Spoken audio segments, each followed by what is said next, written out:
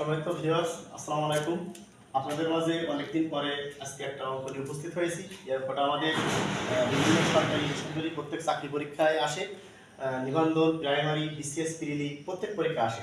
দেখেন এই অঙ্কটা আসলে আমরা শর্টকাটে সমাধান করতে পারি। এখানে অঙ্কটা দেওয়া হয়েছে যে 2a = 3b = 4c হলে a:2b:c এর মান কত। তা আমরা এটা শর্টকাটে কিভাবে বের করব? আমাদের বলেছে a:2b:c। তাহলে আমরা যদি এর মান বের করি তখন আমরা এটা কাটা দেব, জাস্ট এটা আর এটা গুণ করব। তাহলে এটা গুণ করলে 3 4 কত হবে? 12 ইস্টু।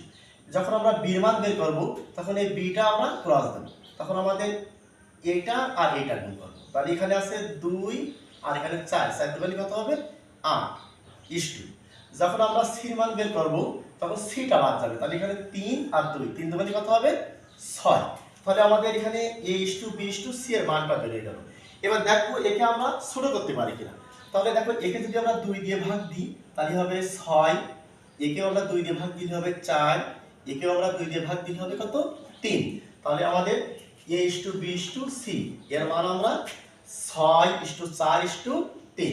আমরা এইভাবে শর্টকাটে আমরা অঙ্কটা বের করতে পারি। আশা করি আপনারা অঙ্কটা বুঝতে পারছেন।